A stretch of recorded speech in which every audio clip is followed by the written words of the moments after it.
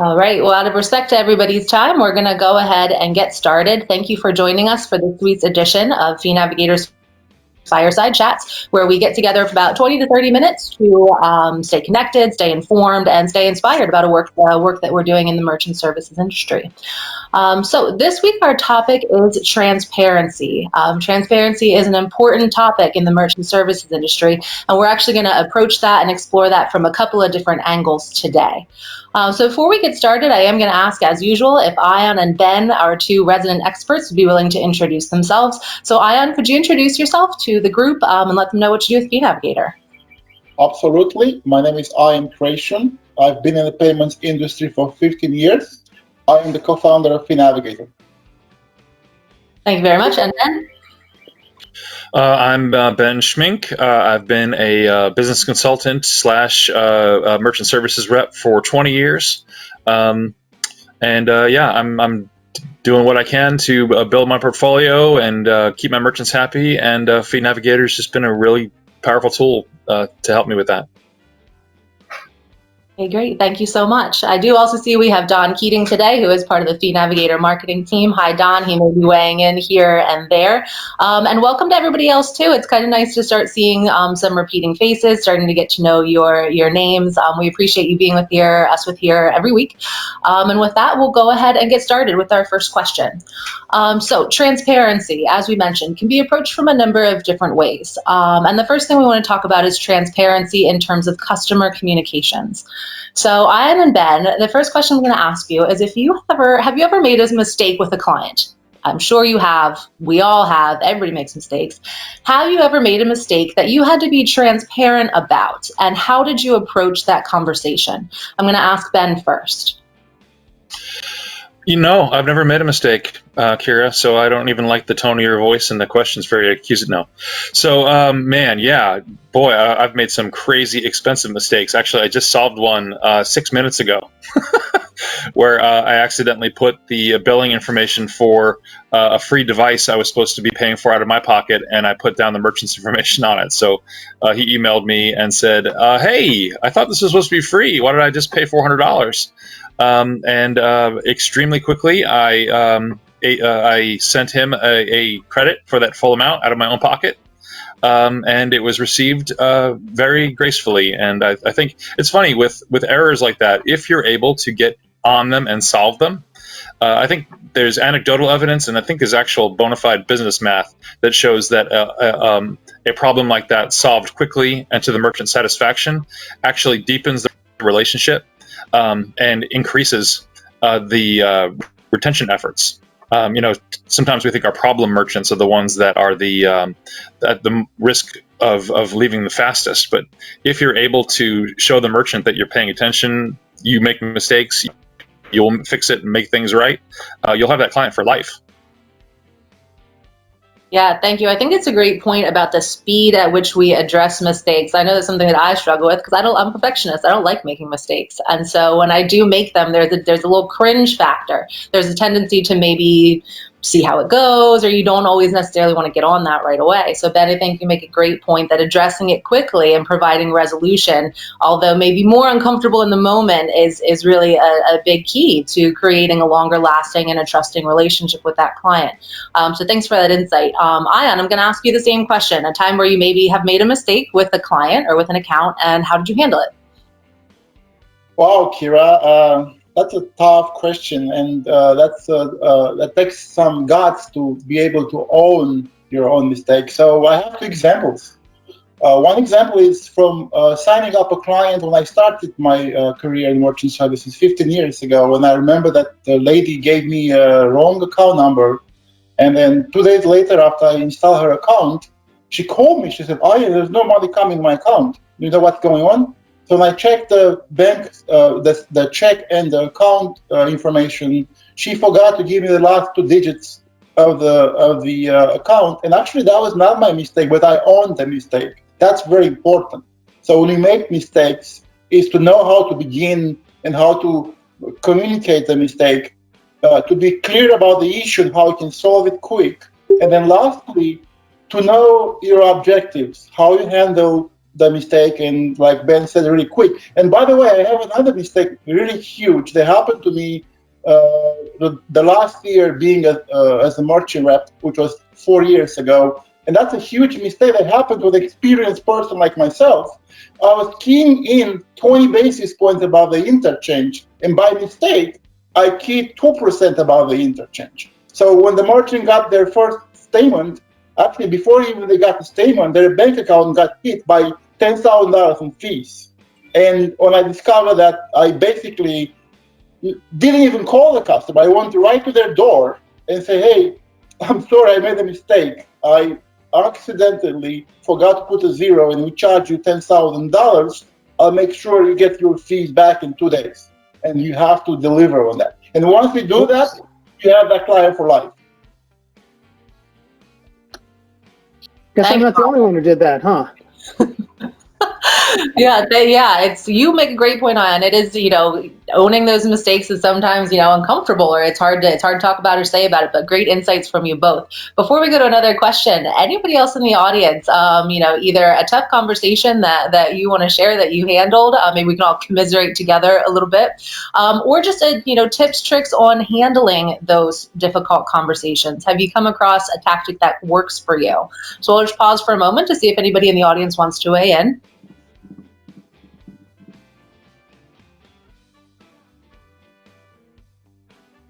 Okay, we'll go on to the next question then.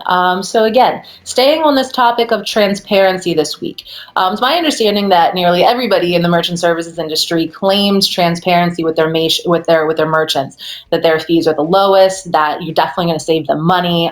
That's kind of the common claim across the board. But if everybody's saying the same thing, that claim kind of loses a little bit of its weight. It loses a little bit of its credibility. So I'm wondering if we can talk a little bit about how does Fee Navigator support those claims for users and establish trust with merchants? Oh, and actually, before that, sorry, I see a message here from Ion that Cheryl may have something to weigh in on from our previous question. So we'll pause for Cheryl if she's still there and available.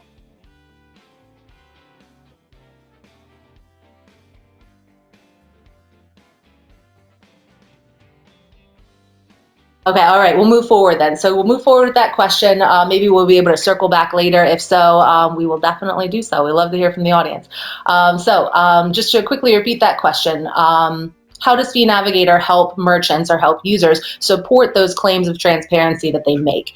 And we're going to ask that question first to Ben. First, let me just tell you that you're absolutely right about the transparency and the need for it. I would say that even though the merchant is expecting me to talk about savings, and even if I'm offering a savings, usually my presentation is the close ends up being more based on transparency than it does being based on the actual math of the actual savings. If I can find hidden fees on a merchant statement, or if I can find fees that sound as if they're crucial and vital and mandatory, but in reality they're just fluff commission fees that don't do really anything besides pay a commission to somebody. By eliminating those fees or explaining those fees, making the statement more transparent to a client, that is what most merchants get from me in the course of the presentation, and that ends up becoming the close. What if moving forward I was able to knock these fees off and give you a statement that's more transparent, that isn't full of all of this misleading information? So that idea of fool me once, shame on me; fool me twice, shame on you. Well, you know the expression. By using that sense with the client, and then providing a way for them to not be fooled again, is a fantastic, 1-2 punch. And Fee Navigator kind of provides that on that second half, especially. You can use it on the first front end to help them see what the statement, truly looks like and what all these fees are for. But then afterward, you can use Fee Navigator to prove to the merchant that you're not like the folks that they left. That now we're going to set them up with a transparent statement and a system to help them understand what their fees are. That's awesome. Thank you, Ben. Ion, I'm going to ask you the same question. As Fee Navigator founder, I'm sure you have a very close insights on this topic as well. So Ion, how would you address this? Transparency is the foundation on which Fee Navigator was built, and my vision to work on and help everyone basically prove this statement. All agents make the claim of saving money or being transparent, but the challenge the merchant services agents and sales professionals has is there is no third-party company like Fee Navigator to prove or to back up their claim. Currently, until Fee Navigator came to life, agents would rely on other agents to prove their point, and that's dangerous. When you ask a merchant, if you don't believe me, go and check with somebody else or with other bank or wherever, you have a huge risk to lose that account. Having a solution like Fee Navigator that will back you up if you are correct and you're honest and you're transparent, that's huge. And we haven't messaged well that component of what Fee Navigator does for the industry by being that solution there to prove your point. But moving forward, that's my mission, to make sure that everyone is aware of that. So we are transparent, we are neutral, and we like to be to create fairness and trust between merchant and agent. Thanks, Ion. Very much appreciate that. I'm actually wondering if we can go a little bit deeper into part of your answer where you mentioned, you talked about risk. You're right. There are risks for not being transparent in your relationship, and maybe we can talk about that. If your relationship is not built on transparency, what are the risks to that, and where are places that can fall apart, or where are there places where competition can come in and kind of punish you a little bit for that? So, Ion, I'm going to ask you that question first. The risk is huge. So if you're not transparent and honest, and the truth comes out at a later time, next month or in 2 months or 3 months, so you take the risk to lose that relationship, that client. But at the same time, the biggest risk is to damage your reputation. You are known as a guy who knows payments, as a guy who is honest and transparent, and if in some case you make a mistake that is proven that you are wrong or incorrect, that's huge damage on your business. Thank you. Ben, anything to add to that?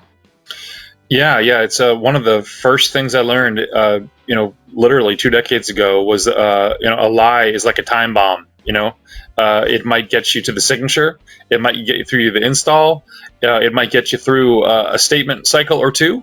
But eventually, when the merchant sees that they've been, that there's a lack of transparency, the repercussions of that can be very long-lasting. To your reputation, to the canceled account. I mean, a lot of times we put a lot of money into an account just to win it up front. It's kind of a lost leader. So we need that merchant to stick around for quite a long time before we're paid back for the investment we made to acquire them in the first place. So there's no not only is it unethical, but it's just short-term stupid to be using a lack of transparency as a sales strategy. So certainly it's smart to put all your cards on the table. Absolutely. And before I pivot to our next question, just break it down for me, make it super, super simple.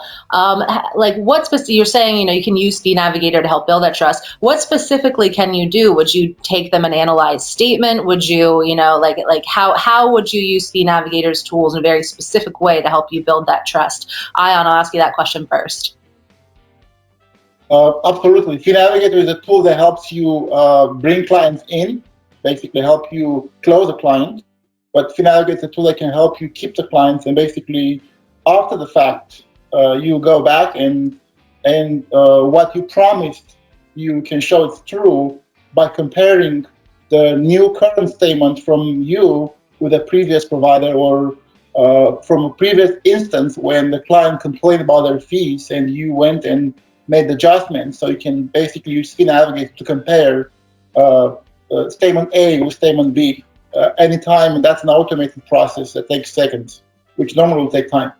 And you can invite the merchant to check themselves direct into Fee Navigator platform without you being involved. So basically, whatever you say that is the truth, merchant can do that themselves directly on the Fee Navigator platform. So that's what we do, and that's how we help agents. That's really powerful.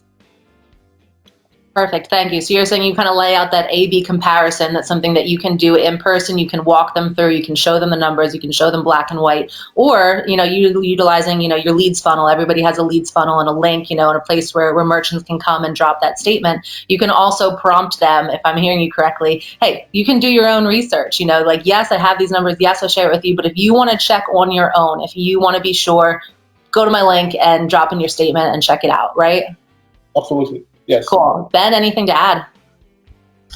No, just want to underscore that. I mean, a Fee Navigator does the statement analysis part really easily, and that's something I think folks can experience themselves just by going to the site and testing a couple statements out. But the longer term ramifications of what it means to be able to manage your merchant's expectations, to manage merchant transparency, to enhance the relationship between the rep and the merchant by using Fee Navigator, that is something that's underutilized, but it's a really powerful aspect of what it does. Awesome. Thanks, guys. Okay. Well, we're going to kick it over to our next question.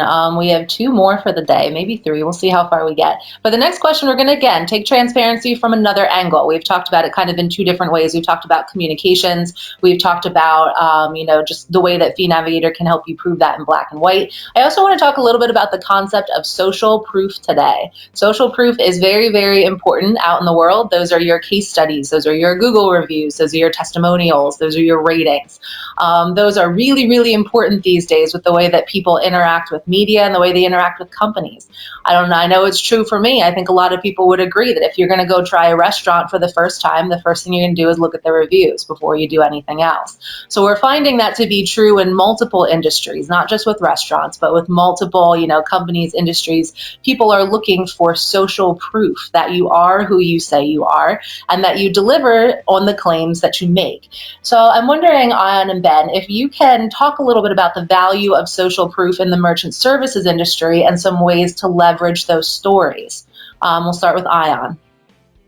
Okay, so back in the days, I didn't know the term social proof in social media at that time, but I know for sure that each time I would sell a merchant, if they will tell me they're very happy with my service, I'll ask them to write a letter that I would keep in a folder to show a later time to a new client or to the same merchant when they complain about me 2 years down the road. So I do that. That was my social proof.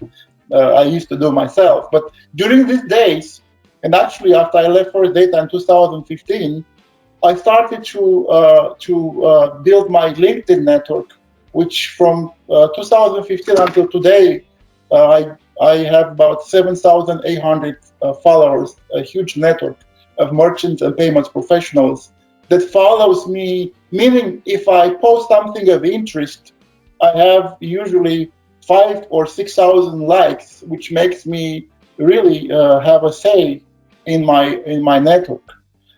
In addition to that, on social media, you shouldn't be afraid to post a picture of a client, a logo of a client, to share a story of a client. So that's huge in today's market, in today's current situations. Making use of social proof and social media, it's necessary to survive and continue to exist. Yeah, absolutely. Ben, anything to add to that? Yeah, I agree.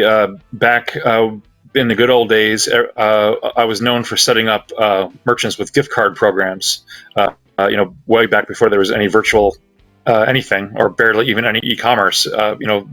Physical plastic cards were a thing. So every time I'd set up a merchant with 1,000 cards, I'd buy one from the client and I'd put that in my portfolio. So I used to punch a hole in the top corner of my gift cards and put a ring through it. So I could actually use that both as a demonstration. You're not the first person to get gift cards from me, but also they could flip through and see that all of their neighbors, everyone else in the county is in there. It wasn't just a bunch of random cards. It was literally their friends and neighbors that had done business with me, and I had proof literally physically in my pocket.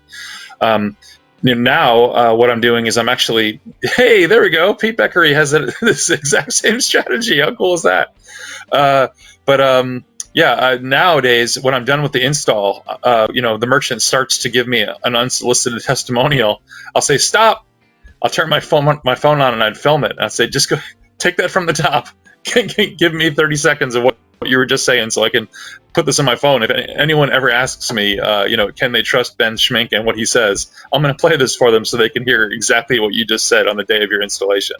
So, that to me, that's a way underutilized tool. We all have a phone in our pocket. We all have, even if we're not going to post it to the world, just to be able to play a couple of testimonials from merchants, in that local area about you specifically, giving specific examples of what you've done for them.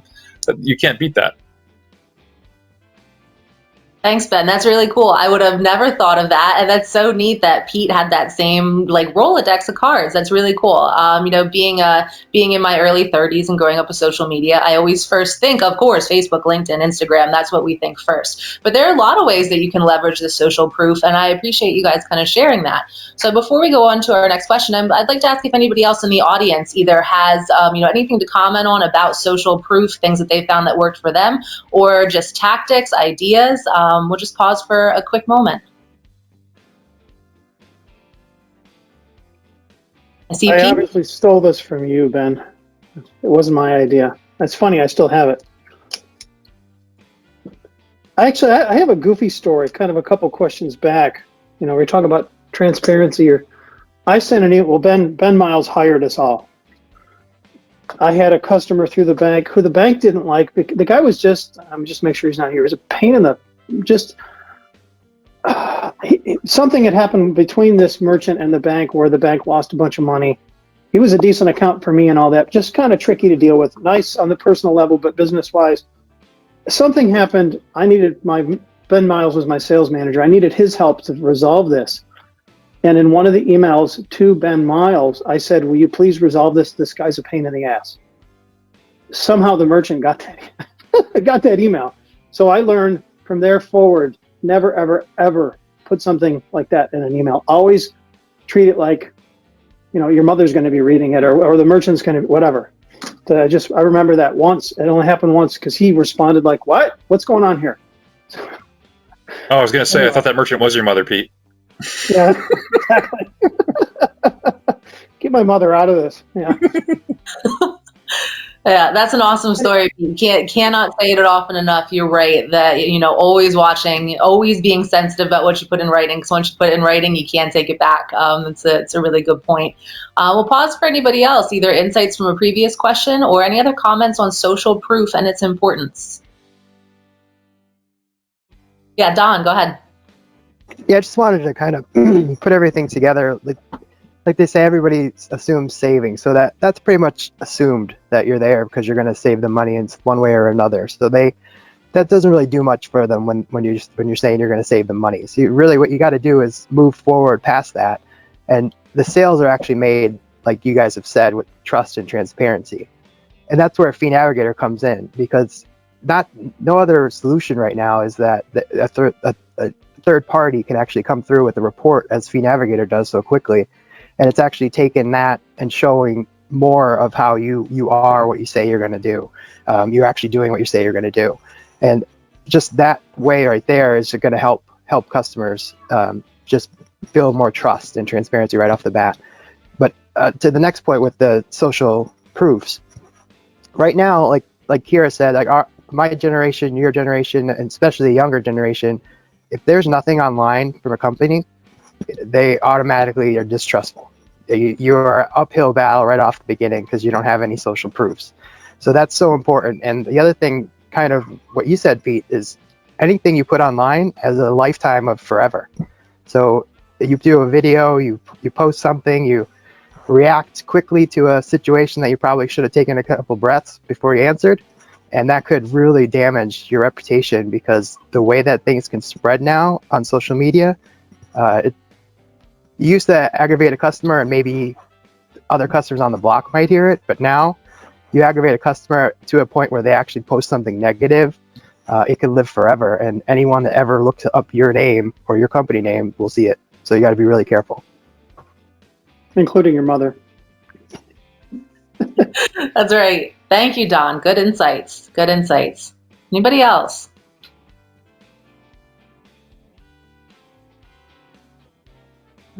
All right, very good. And as I'm thinking about this, there's probably a lot we could talk about in terms of this social proof concept, in terms of reviews, managing online reputation. There's just a lot that goes into it. And the only thing I would leave you with, maybe one of the last ones, is that you don't need hundreds and hundreds and hundreds. I mean, it's great to start building out those reviews and those social proofs, but even just one or two will really go a long way. It just means that somebody out there can verify, some third party, can verify that you are who you say you are. So there's nothing wrong with asking. There's nothing wrong with calling up a good client or a good merchant somebody you have a relationship with and asking, hey, do you mind leaving me a Google review? Do you mind, giving me some stars on Facebook? Nothing wrong with doing that at all. So we'll go to our last question for the day, and this is kind of more of an open forum question. So we'll see if we get any responses from the group out there, any specific ideas. We'll start with asking the guys first, though, since we cheat a little bit. They see the questions in advance, so they have some time to plan, whereas the audience does not. So our last question today is, what would kind of help fill the gap for agents out there in the field to get where they want to go? And this is a very general question. So obviously, merchants who are out in the field, they're all looking to build their businesses, looking for that residual income, have great relationships, kind of build this book. So Fee Navigator related or other, what tools, what services, what types of things do you think would really help merchants kind of bridge that gap between where they are today and where they want to go? So would that be like a marketing kit, an expanded leads funnel? Fee Navigator gives you the leads funnel. Would you like to see that expanded? More training on analyzing merchant statements, customer service support. Like, what are the areas, that you guys have identified, that you would really like to see more support in? So kind of a big, wide, general question, but I'm going to ask Ion what he thinks first. Of course, Kira, first on the list should be Fee Navigator, because Fee Navigator does many things: statement analysis, marketing, through the lead funnel, and more to come in the next couple of days. We have some great news to make in the next couple of days, so we are so excited about what's coming. But next on the list should be the Zoom or GoToMeeting. So that's definitely should be next in line.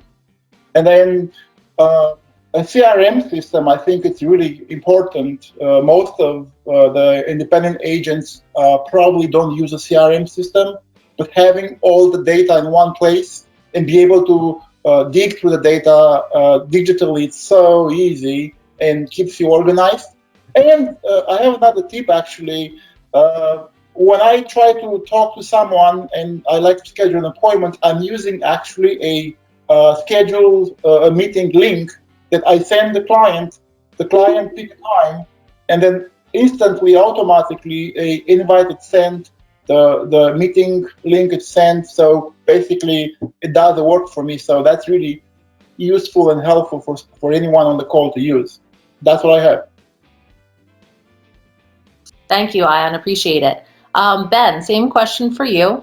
Just any ideas about best tools, best options for people to kind of really get forward in their careers, or if there's a gap out there, let's try to identify it and see if we can kind of move together on some resources. So Ben, same question.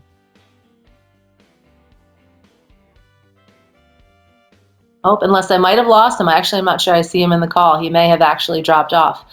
So if he comes back, we'll hear what he has to say. But then in our last minute, we'll open up to the audience then. Same question. Any thoughts about specific areas where we as industry, as agents and in merchant services can go to kind of bridge the gap of where we want to be, or tools, resources, recommendations?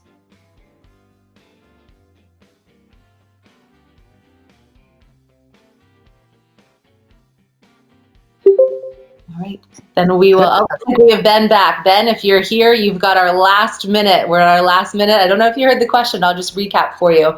Looking for, potential gaps in availability of tools, in merchant services. How can we move forward? And any of your recommendations for tools that we could use? Yeah, well, I did miss Ion's answer, sadly, but I can tell you at least what I've been doing over the past couple of weeks. Again, this is all being this fireside chat is happening still in the opening stages of this long COVID situation. So I'm really doing everything I can to reach out to the clients that I've got and continuing to stay in touch with what their evolving needs are. just did the other day. I put on my mask and I snuck out and delivered a portable device to a client who's a donut shop. And I didn't think that was going to be necessary, but he put a big sign out front that he was doing curbside service.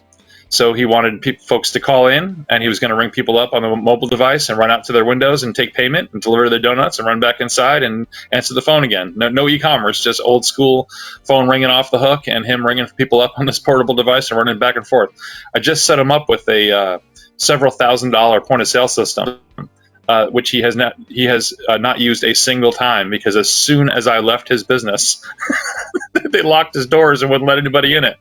So he's leaving that there with the hopes that the future will be different. But right now, I'm busy customizing solutions to have my existing portfolio continue to be able to thrive even in this weird environment.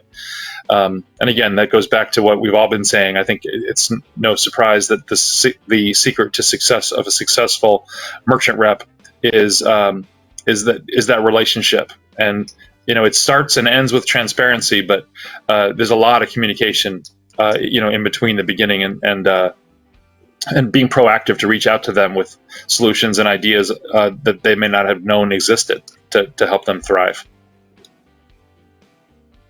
Thank you so much. Thanks for hopping back in to be part of our last question.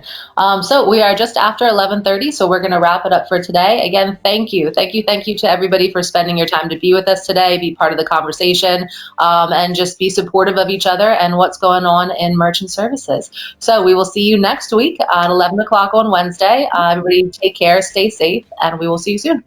Thank you. All right. Take care. Thanks. Thanks, Pete. Bye, everybody. Yep.